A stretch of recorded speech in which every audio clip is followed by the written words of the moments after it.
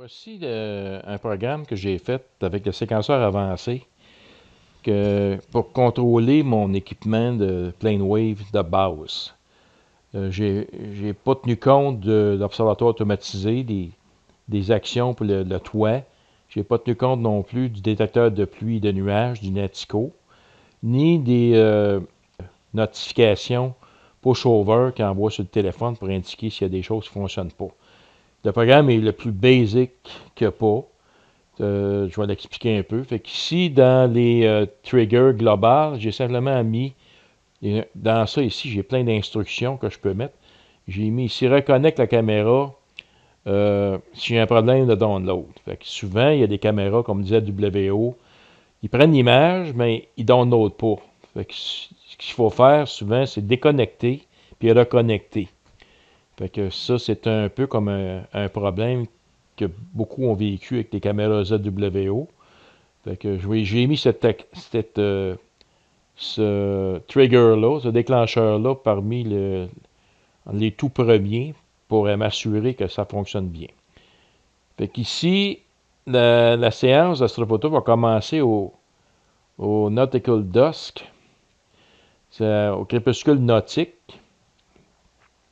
un petit peu avant la noirceur, pour qu'il puisse ici refroidir la caméra à moins 30. Fait que ça, vous pouvez ajuster ici la valeur. Ici, moi, j'ai mis moins 30, une durée de 2 minutes.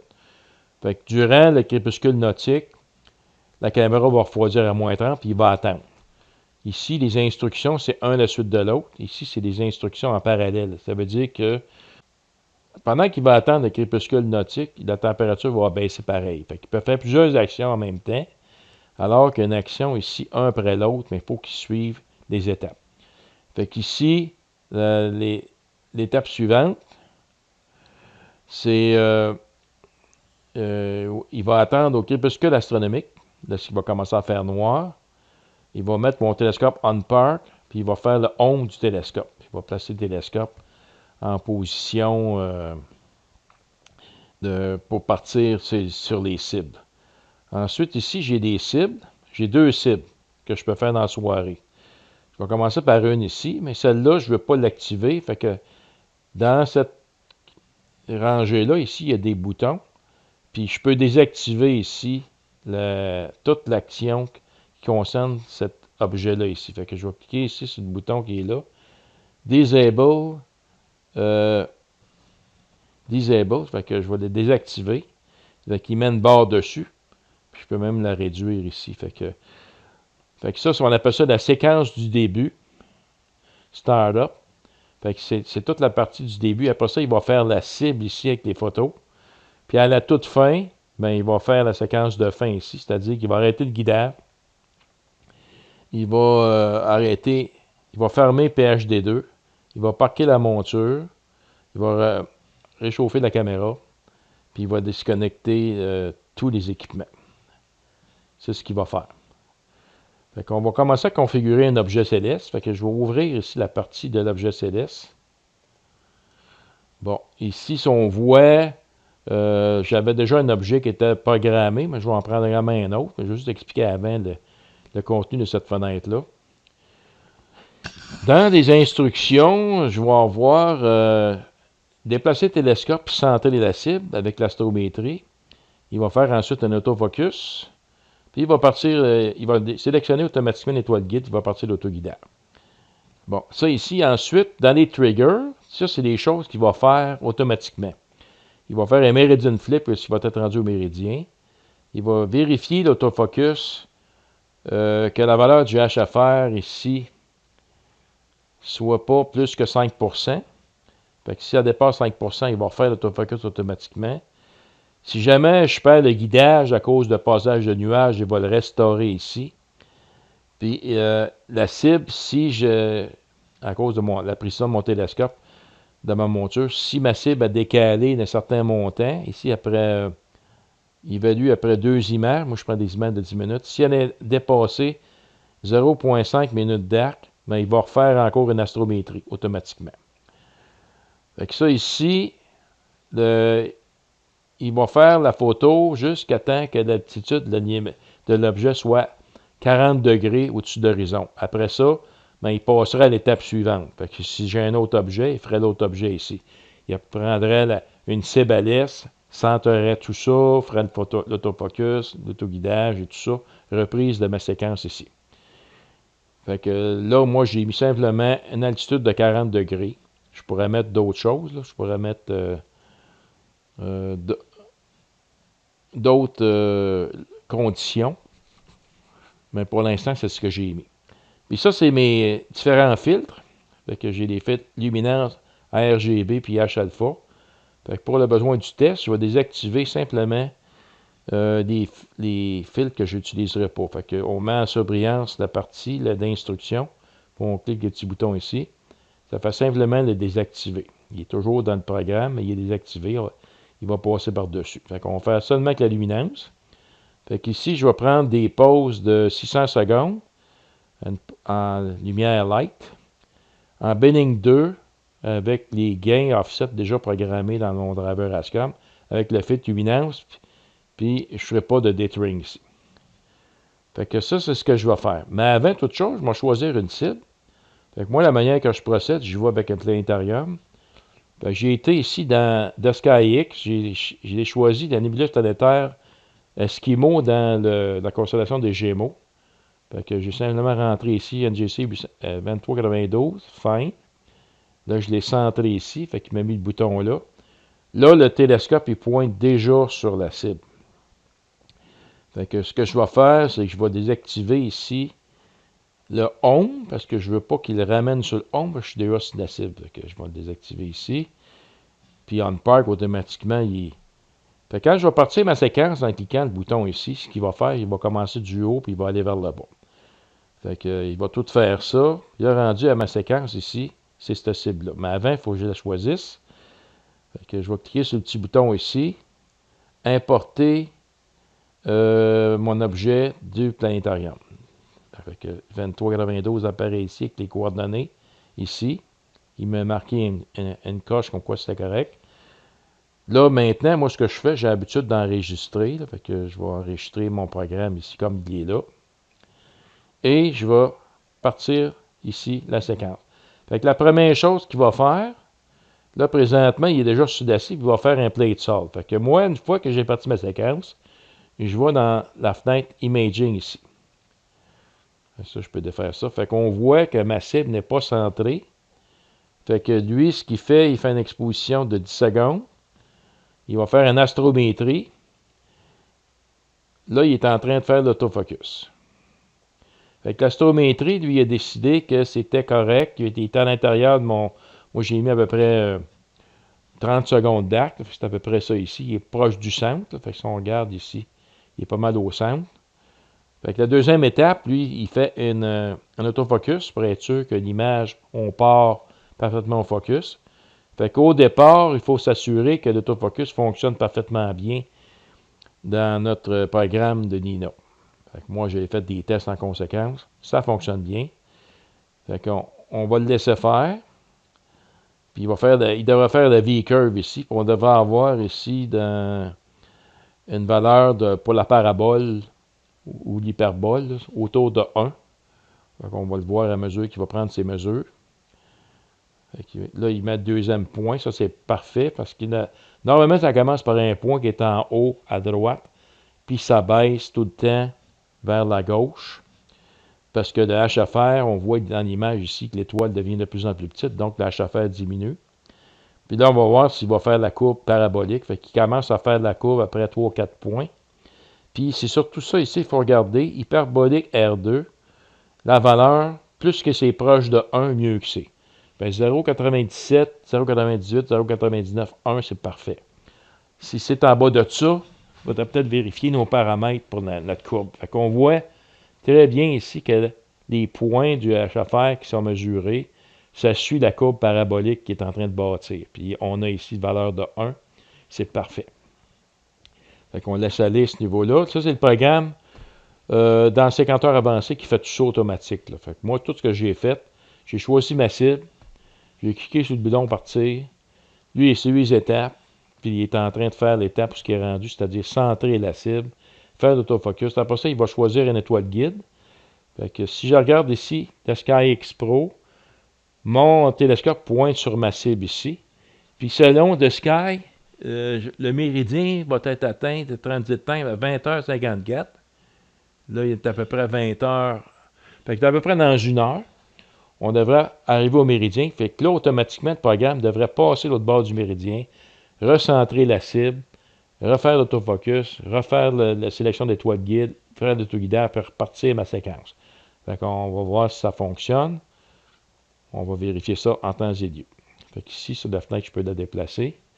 Fait qu'on voit ici dans la séquence, tout ici dans cette fenêtre-là, c'est la séquence. Ça, on va la chercher dans un des icônes en haut ici, là. Le séquentiel, il s'agit de savoir lequel. L'autofocus, c'est ça. La séquence, je pense que c'est ça ici. Séquence est ici. Fait que ça, si j'actionne ce bouton-là, la fenêtre, elle va apparaître ici. Fait que, on est à l'étape de l'autofocus. On voit qu'il est en surbrillance ici. Fait que là, on a une valeur de 1. Il a fait l'autofocus. Il va le ramener ici, la position du focuseur. Fait que ça, je peux y aller ici par ici. Je vois la valeur ici là, qui change là, jusqu'à temps qu'il l'amène parfaitement au focus. Fait qu'on le voit qu'il change la position. Il veut l'amener à cette position-là.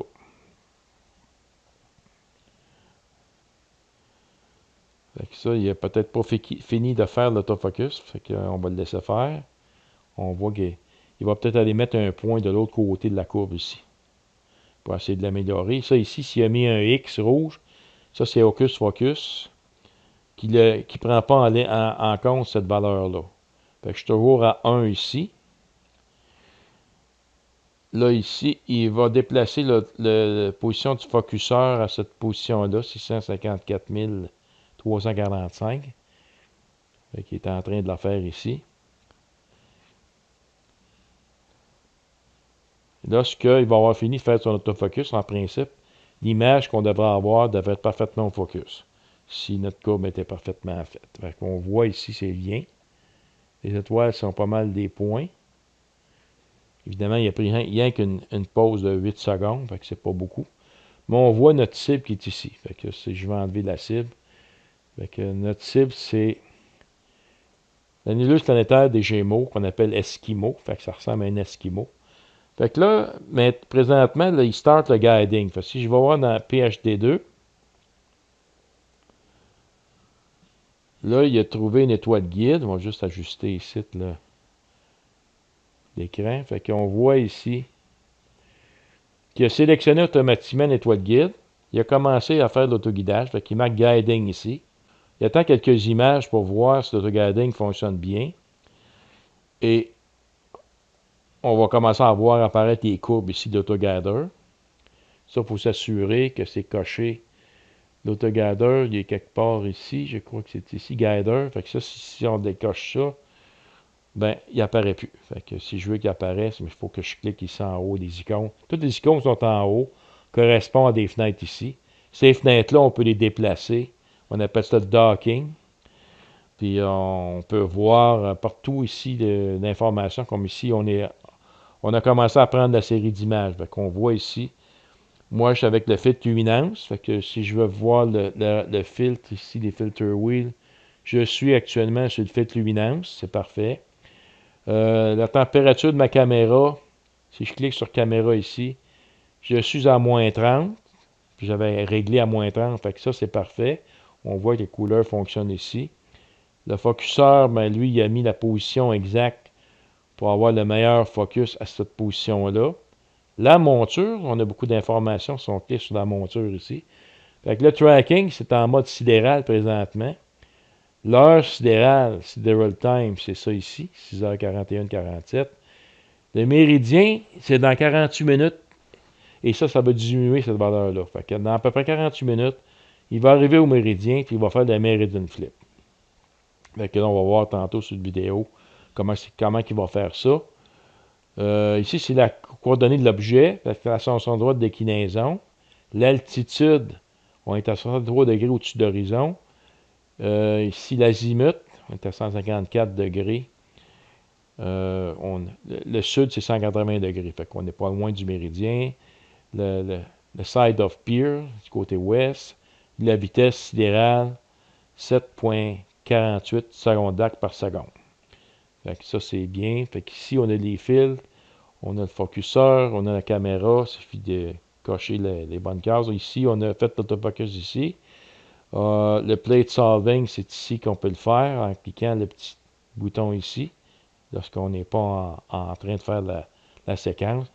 Ça ici, l'image, mais c'est mon image ici, fait que je peux aller voir l'image plein écran comme ça ici. Ici, je peux intervertir l'image si je veux avoir de gauche à droite et vice-versa. Je peux mettre aussi, lorsque l'image va apparaître tantôt, il va y avoir toutes les annotations autour des étoiles de HFR. Fait qu'il va y avoir des HFR, des informations sur HFR sur toutes les étoiles qu'on voit là ici, autour des étoiles. Je laisse cocher sur ça ici. Ça, c'est marqué Toggle Automatic Detection and Analysis Pixel Flux. Fait que ça, c'est le HFR. Et ça ici, c'est l'information sur les images qu'on a faites tantôt. Et ça ici, c'est l'information de notre séquence. Fait que j'ai deux places qu'on peut aller voir, c'est ici. Fait qu'on voit ici, il est en train de faire cette partie-là, puis toutes les autres parties ici, il les a faites. Fait que si je regarde, on ne voit pas bien, mais des fois, si je change l'apparence ici, si je change l'apparence, on voit qu'il a mis des coches ici. Fait que ça, c'est tout ce qu'il a fait. Notre objet, présentement, est ici, ce qu'on voit la ligne verticale. L'influence de la Lune, ça, c'est l'influence de la Lune qui est presque pleine ce soir. Fait que, actuellement, l'objet n'est pas trop affecté par la Lune, mais à mesure qu'il va descendre, il va rentrer dans la ligne de la Lune. Puis à 40 degrés, est-ce qu'il va être rendu à 40 degrés au-dessus de l'horizon? Mais là, normalement, il passerait une autre cible. Là. Fait que ça, ici, j'en défais ça. Fait que là, actuellement, l'objet est ici. On va bientôt atteindre le méridien. Fait que c'est ici vers 21h. Et ça, c'est la séquence. Ça, c'est la... On est ici, là. On est en train de... On a fait le guidage, on a fait l'autofocus, le centrage. Fait que là, on est en train de faire cette partie-là ici, de prise des images. Fait qu'une fois qu'on a déclenché ici, si on veut l'arrêter, on clique le bouton ici à droite, le bouton carré, là. Et on peut suivre ce qui se passe avec cette fenêtre-là, où on a tout le contrôle sur tout ce qui se passe avec nos accessoires. Fait qu'on voit les guidages ici. J'étais à 1.22 arc seconde, peak to peak. C'est quand même très bien. Et on laisse aller ça. Fait que si je veux le ramener au θ que j'étais, je reclique le petit bouton ici. C'est comme ça que ça apparaît. Moi, j'ai deux alternatives là, pour voir ça. Vous allez regarder les vidéos que j'ai faites. J'explique comment changer ça. Fait qu'on va attendre, on va le laisser aller. Il va prendre des images. Là, je suis rendu à 5 minutes 31. Puis on va voir la première image, qu'est-ce qu'il a mis. Ma caméra est orientée exactement dans les mêmes axes que l'ascension droite de déclinaison. On voit ici des petites croix, là, est exactement verticales et horizontales. Et je ne touche pas du tout à la rotation. J'utilise un Onag XM. Ça, c'est un On-Axis Guider de la compagnie Innovation Foresight. J'utilise une caméra d'autoguidage d'une ZWO 1600mm à grand champ. Ça me permet d'avoir ici là, beaucoup d'étoiles guides dans le champ, que lui en sélectionne une. Ça, j'ai utilisé le Multistar. Là. Si je clique ici, dans Guiding, Use Multistar. Et il faut s'assurer de... Moi, j'ai fait des images dark avec ma ZWO d'autoguidage. Fait que j'ai une banque de dark que j'utilise pour enlever des pixels chauds. Et j'ai également fait une calibration sur une étoile. Si vous allez voir ici, normalement, on fait une calibration sur une étoile proche de l'équateur céleste, puis à l'est du méridien. N'importe quelle étoile, dans ça fait. Et c'est avec PhD Guiding qu'on fait ça. Et une fois qu'on a fait la calibration, lui, il indique ici calibration a été faite. Puis je peux aller voir ici dans Outils, Review Calibration Data. Fait que ça montre un peu ma calibration, comment je l'ai réussi. Puis on regarde ici les valeurs, là, si ça ne change pas trop, là, si nos valeurs ici sont correctes. Lorsqu'on fait de l'imagerie. Fait que si je reviens à... Là, on est rendu à 7 minutes de pause. Puis on va attendre à 10 minutes pour voir ce que ça donne. Alors voilà, l'image est apparue. Fait qu'on voit ici des petites valeurs autour des étoiles qui sont des HFR calculées. Si on veut enlever ça, il faut enlever la petite fenêtre ici. Et ça, c'est une image de 10 minutes faite avec le Players One sur un Plane Wave 2555 mm à f8. Fait qu'on a quand même une très belle image. On voit très bien ici la courroie qui est parfaitement bien placée pour l'orientation de la caméra. Puis les étoiles sont bien rondes, donc l'autoguidage a bien fonctionné. Fait qu'il suffit de faire une coupe d'images de ça, puis les additionner éventuellement dans PixInsight. Puis on va faire aussi... Là, la Lune n'est pas tellement loin de l'objet, fait qu'on voit quand même un peu plus de vignetting ici. Mais le flat field devrait le corriger. Fait qu'on va faire la série d'images qu'il faut. Là, je suis rendu avec une précision de 0.8 arcs secondes. Fait que c'est très très bon au niveau du autoguidage. Si je regarde ici la position de mon objet par rapport au méridien, parce que l'avantage d'utiliser un planétarium, c'est qu'on peut connecter notre monture puis suivre dans le ciel où se situe notre objet. Fait qu'on approche du méridien. On devrait être là vers 21 h. Fait que là, à ce moment-là, il va y avoir un Meridian Flip. Je viendrai vous montrer ce que ça fait à ce moment-là. On va suspendre pour l'instant. Fait que voilà, l'objet approche du méridien. Fait qu'on voit ici que NGC 2392 est à l'est du méridien. Et qu'est-ce que Nina vient de faire? Il vient de suspendre la prise de photo. Fait qu'on voit ici qu'il met une bande ici d'action qu'il va faire. Fait que présentement, il a fait une pause de l'autogather. Il a mis une coche dessus. Puis il se prépare à passer le méridien. Fait que dans 10 minutes et 25 secondes, une fois que l'objet va être passé de l'autre côté du méridien, c'est là qu'il va faire le Meridian Flip. Donc on va revenir aux vidéos rendues sur ce point-là. Fait qu'on est moins de 1 minute et demie du passage au méridien. Fait que si on regarde sur le logiciel de Sky, la monture est arrêtée ici. L'objet est actuellement en train de passer le méridien ou sur le bord de passer. Donc son gros aussi, il est juste sa ligne rouge ici.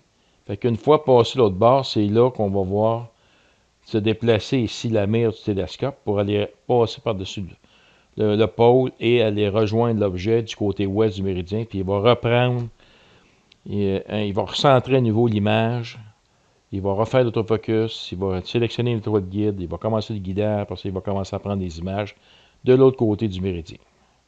Fait que si on regarde où ce qu'on en est rendu, on est à 39 secondes.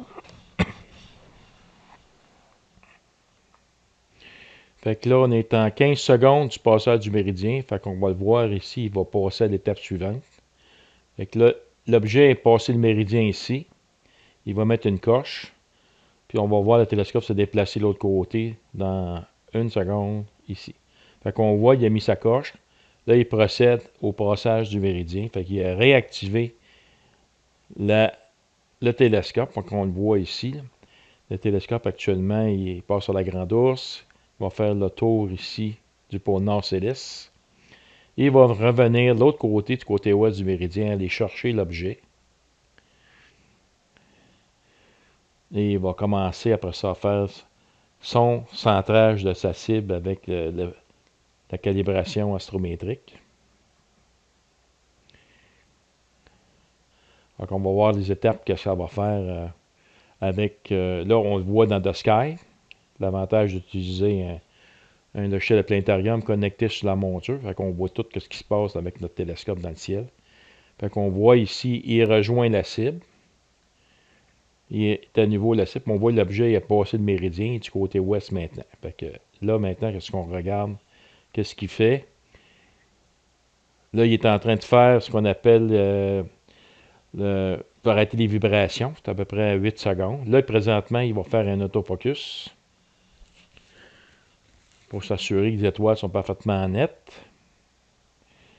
Et après ça, il va centrer. On va le voir ici si on déplace la ligne. Là, il fait l'autofocus ici.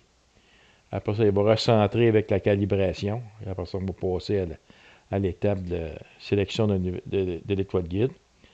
Fait que déjà, il a pris l'exposition de 8 secondes. Il va déterminer la hache à faire. Puis il va faire ici, il va mettre le point où ce que c'est. Dans la courbe ici. Fait qu'il vient de mettre le point. Donc on est à peu près à 12 au niveau arc seconde là, de la chauffeur. On va laisser faire sa courbe, on va revenir après. Alors voilà, on achève de faire l'autofocus. Fait qu'on voit que le hyperbolique R au carré donne 1. Il a éliminé un des points sur la courbe avec Hocus Focus. Là, il est en train de remettre le focuseur à la bonne valeur qu'il a calculé au point le plus bas ici, où ce que le HFR est au plus petit. Fait que là, maintenant, il a fait l'autofocus ici. On va procéder à recentrage. Fait que le recentrage, si on oublie cette fenêtre, ce message-là, c'est un petit bug de... Fait que là, il n'est pas à l'intérieur de la... Si on met la mire ici, là, on le voit un petit peu en arrière. Là, c'est parce que je ne suis pas capable de déplacer ma fenêtre parce qu'il est en train de faire le recentrage.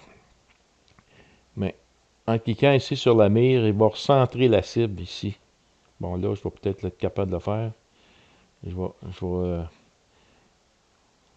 vais vérifier ici. Là, il est en train de sélectionner une nouvelle étoile guide. Fait que si je vais voir dans PSD Guiding, il vient de sélectionner une nouvelle étoile guide ici. Fait qu'on voit ici qu'il a parti l'autoguidage automatiquement. Fait que l'étoile est en train de se suivre ici. Fait que là, à date, tout va bien. Là, il est en train de settle, c'est la monture pour les vibrations. On va attendre qu'il y ait des vibrations. Fait qu'on va vérifier ici. On est en plein centre de notre image. On a fait autofocus, on a repris l'autoguidage. Puis là, on voit ici qu'il a commencé à reprendre la prise des images de notre séquenceur. Fait que si on voit notre séquenceur, on vient de passer le méridien et on reprend ici.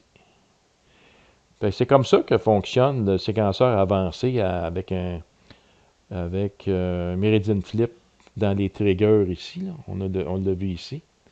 On voit la petite flèche ici, là, la petite coche comme quoi qu'il l'a faite. Puis maintenant, il va surveiller, lui, le HFR du focus. Puis si ça descend, si le HFR il devient un petit peu trop grand, c'est-à-dire plus que 5%, il va refaire à nouveau un autofocus. Puis c'est la même chose ici, il va recentrer, lui, s'il y a un petit décalage par rapport au centre, il va leur faire une autre astrométrie, puis il va le recentrer. Il va faire tout ça jusqu'à temps que l'altitude de l'objet soit rendue à 40 degrés. Et si là, j'ai un deuxième objet, fait que ça, je peux décider de mettre un deuxième objet. Ben, mettons un exemple, on va aller voir un objet qui est situé à l'est, qui va être, lui, mettons, rendu ici, là, il va pouvoir changer d'objet. Fait qu'il y a Coma Berenice qui s'en vient.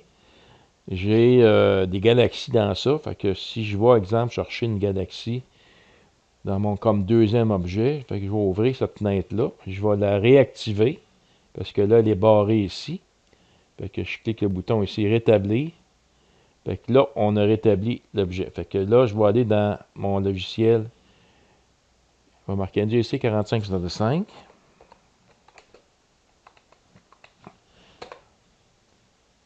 Et je vais le centrer ici. Fait que l'objet NGC 4565 il est ici.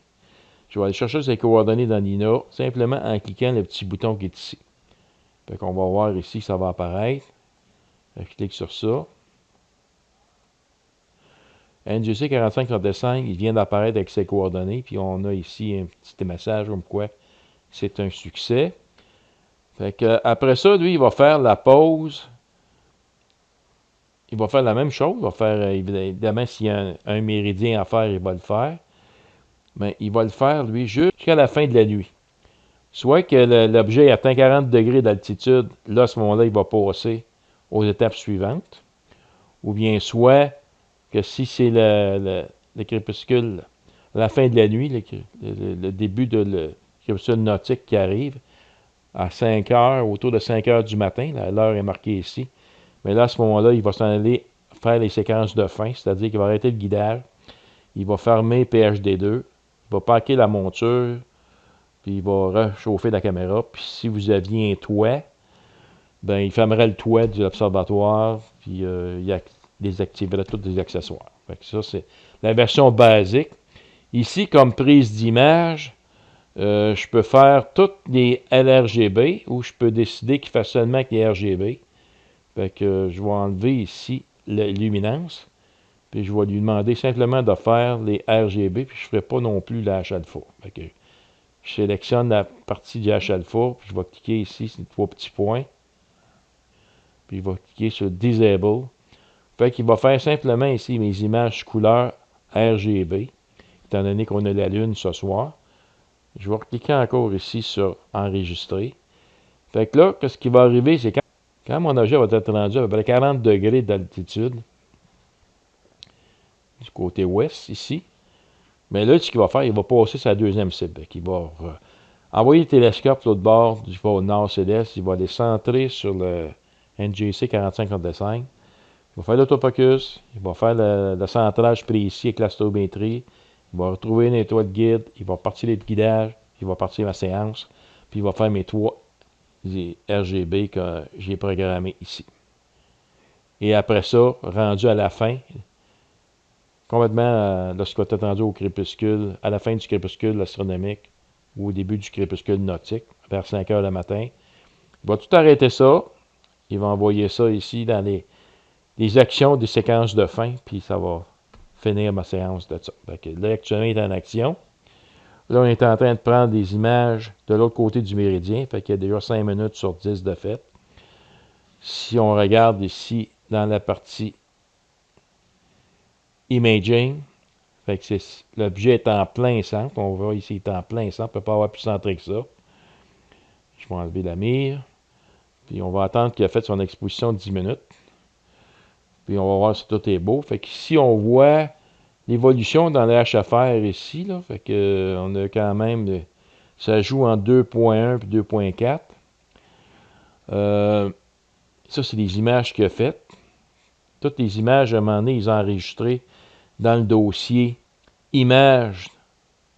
Si je regarde ici, je vais dans Documents, dans Nina. Moi, j'ai fait un dossier images, tout est dans ça. Si je double-clique dessus, je suis associé avec un logiciel pour voir les fits, un logiciel de ZWO. Ah, c'est ASC Fit View. Et là, ben, je vois mon image ici apparaître. Puis on voit ici qu'il y a quand même du clarté parce qu'on est presque à la pleine lune ce soir. Fait que tout va bien à date. On va laisser dérouler le programme. Puis on va voir dans 10 minutes ce que ça donne.